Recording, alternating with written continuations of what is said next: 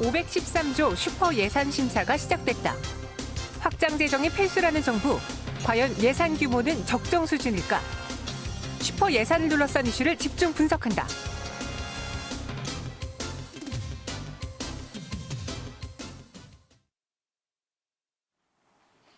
네, 경기 둔화로 인해서 각국의 정부들이 이 정기 부양을 할 수 있는 정책 카드를 꺼내놓고 있습니다.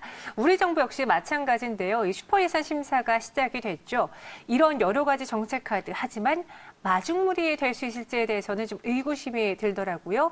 우리나라를 포함해서 전 세계적인 이 정부들의 역할, 그리고 정책의 효과 이야기 짚어보도록 할게요. 유한타증권 글로벌 인베스트먼트 유동원 본부장과 함께합니다. 안녕하세요. 안녕하십니까. 네. 우선 좀 세계적인 추세도 좀 이야기를 나눠보죠. 경기 둔화가 우리나라에만 나타나는 게 아니잖아요. 글로벌 추세인데 미국 연준 회의를 또 주목할 수밖에 없겠죠. 오늘 열리고 오늘 이제 밤에 우리나라 시간으로 내일 새벽에 공개가 되는데 금리 추가로 인하가 될까요? 어떻게 생각하세요? 네. 여태까지 우선 트렌드를 보시면 두 차례 금리 인하를 지난 2달간 연속으로 했죠. 2.5%에서 2%까지 인하를 했습니다. 그래서 지금 만약에 오늘 저녁에 또 금리를 한 번 더 내린다면 3개월 연속으로 금리를 0.75% 내리는 것이 되겠습니다. 네. 지금 그 가능성에 대해서는 지금 보시면은 CME 예상을 보고 있으면 금리 인하 가능성이 지금 98.3%입니다. 네. 그래서 거의 뭐 확실시 되고 있다라고 판단하시는 것이 맞을 것 같고요. 그렇다면 이 부분에 있어서 이것이 이제 유동성을 부여하는 부분이 보험적인 성격이냐, 아니면 앞으로 추가적으로 더 금리를 내릴 수 있느냐, 이 부분이 중요할 것 같은데 실질적으로 시장에서는 만약에 미 연준이 한번 내리면서 추가적인 금리 인하는 없다, 뭐 이런 시그널을 던진다면 시장에 한번 큰 폭의 조정이 있을 것 같다라는 우려도 있습니다. 네. 그렇지만 제가 판단하기에는 이미 시장은 추가적인 금리 인하에 대해서 기대하고 있는 것 같지는 않고요. 네. 왜 그러냐면 지금 12월 달에 있을 FOMC의 추가 금리 인하 가능성에 대해서는 겨우 16% 정도로 예상을 하고 있습니다. 그래서 이미 금리 추가적인 인하는 없을 것 같다라는 예상이 지금 나오고 있다는 게 중요할 것 같고요. 그리고 또 과거에 1998년도에 세 차례 금리 인하를 했었던 적이 있었고, 네네. 이것이 이제 보험성 인하였고, 그리고 나서는 오히려 1년이 지나고 나서 다시 금리를 올리는 주기가 나타났었습니다. 그만큼 인플레이션이 크게 올라갔기 때문에, 물가 상승률이 큰 폭으로 상승을 했기 때문에 그런 현상이 일어났었습니다. 그래서 그렇게 된다면 시장이 장기적으로 또 조정을 받는 시기가 나올 수 있겠지만, 중요한 것은 금리를 세 차례 내리고 나서 다시 올릴 때까지 시장 큰 폭 상승을 했다는 게 중요하고요. 네. 또한 지금 현재 시점에서는 저희 분석으로는 물가 상승률이 크게 치고 올라갈 것 같지는 않습니다. 그래서 앞으로의 골디락스 구간, 즉 안정적인 성장률과 안정적인 물가 상승률 구간이 이어지면서 추가적으로의 글로벌 증시를 상승시킬 수 있는 요소로 작용할 것이다 라고 판단하고 있기 때문에 지금 뭐 큰 무리는 없지 않나 생각이 듭니다. 네. 그렇다면은 지금 미국의 재정 적자 규모가 늘어나고 있는 것은 문제가 되지 않을까 좀 궁금한데요. 이 부분은 부담스럽다고 보시는지요?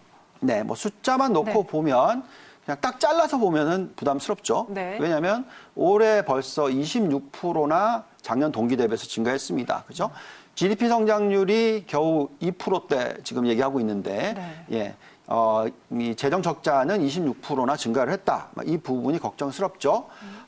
그리고 지금 보시면 재정 적자 폭으로 계산해 보면은 지난 2015년에 GDP의 마이너스 2.4% 정도 수준이던 것이 계속 또 최근에는 증가를 해서 2018년에는 마이너스 3.8%, 그리고 올해는 마이너스 4.6%까지 증가를 했다. 자, 이게 좀 부담스러울 수 있을 것 같습니다. 하지만 자, 이 숫자만 놓고 말씀드리기에는 무리가 있다라는 게 왜 그러냐면 결국은 부채 비율이 어떠냐, 이게 중요할 것 같거든요.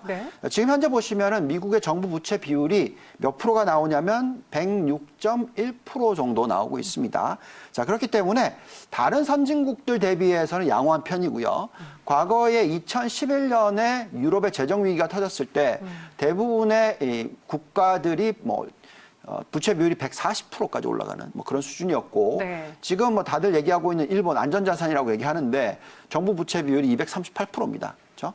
그래서 미국 정부 부채 비율이 지금 106%라면 얼마든지 추가적으로 대출을 일으키거나 부채를 일으킬 수 있는 그런 여력이 있다라는 것이 중요하겠고요. 자, 그렇기 때문에 실질적으로 증가폭은 부담스럽지만 전체적인 숫자만 놓고 보면은 큰 무리는 없다라고 생각하고 있습니다. 수치로만 봤을 때는 부담스러울지언정 하지만 그 부채 비율로 봤을 때는 그리 큰 문제가 아니다.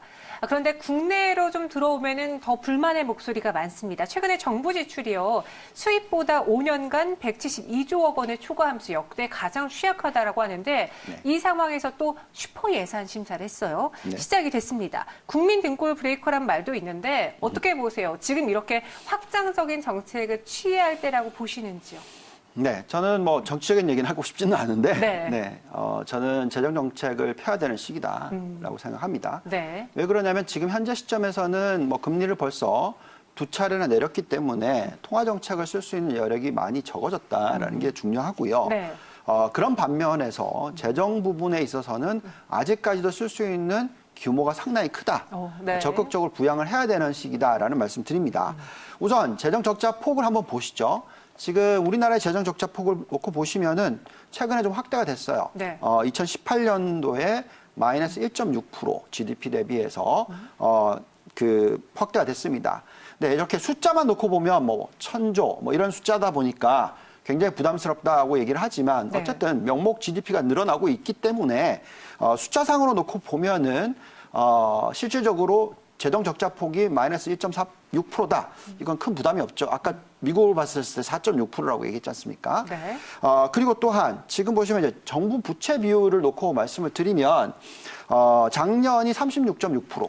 GDP의 정부 부채 비율입니다. 자, 이 숫자는 아까 미국이 106%니까 상대적으로 엄청나게 낮은 숫자이죠. 네. 자, 그렇기 때문에 지금 현재는 추가 예산이 필요한 시기다라고 저는 생각을 하고 있고요.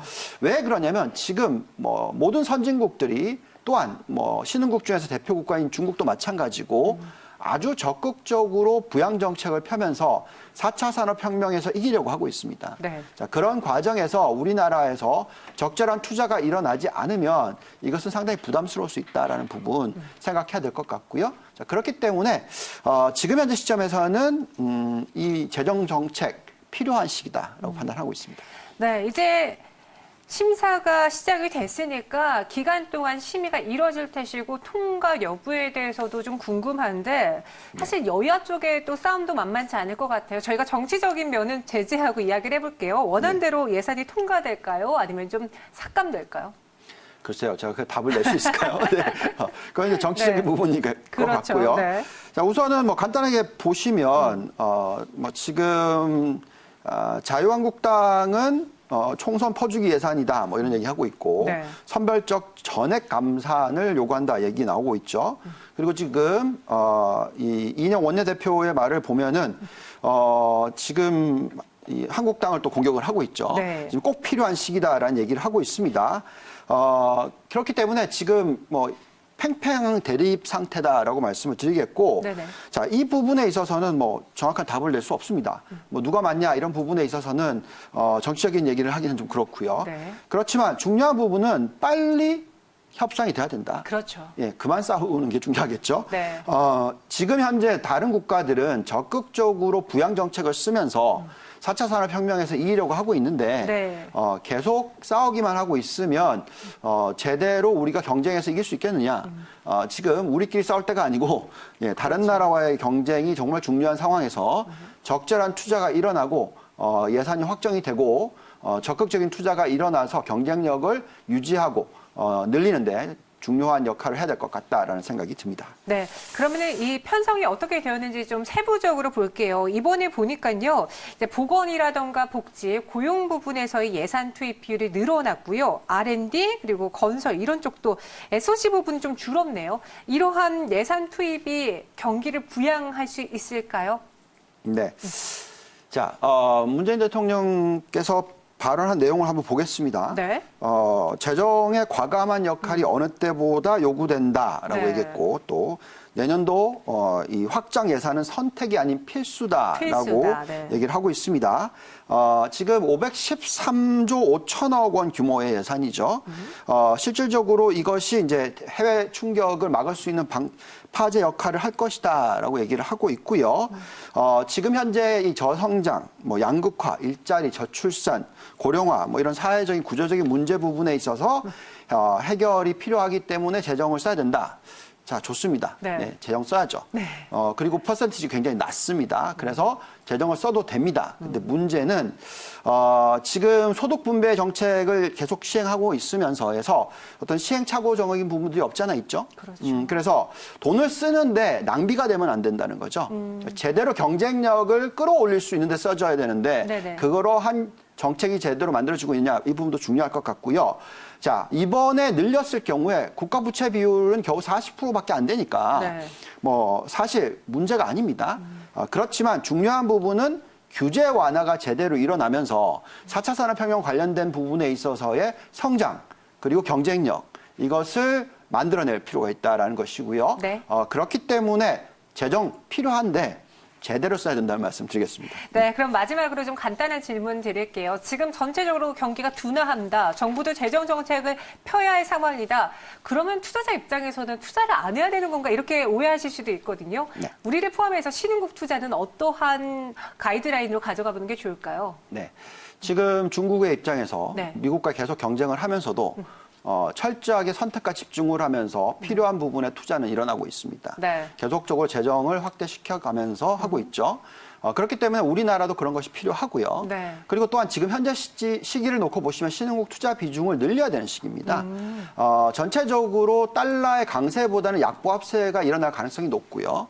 자, 그렇다면 신흥국이 전체의 시가총액 비중 중에서 20%니까 이것을 더 높게 가져가서 30에서 35% 정도 들고 가야 되는 환경이다라고 얘기한다면 당연히 지금 투자를 늘려야 되는 시기다라고 말씀을 드리겠고요. 네. 자, 한국도 마찬가지로 이 안에 포함되어 있죠. 신흥국 중에 하나입니다. 물론 약간 선진국 경향이 좀 높기는 하지만 그래도 어쨌든 한국의 투자의 매력도도 상존하니까 네. 코스피 같은 경우에는 뭐 한 17% 정도 상승 여력이 있다 보여지고요. 네. 코스닥 같은 경우에는 한 13% 정도 상승 여력이 있다 보여집니다. 그렇기 때문에 신흥국 중에 하나로서 들여다볼 필요 있다 말씀드리겠습니다. 네, 이렇게 오늘 유동원 본부장님의 이야기 들어봤고요. 여기서 인사드리도록 하겠습니다. 오늘 말씀 고맙습니다.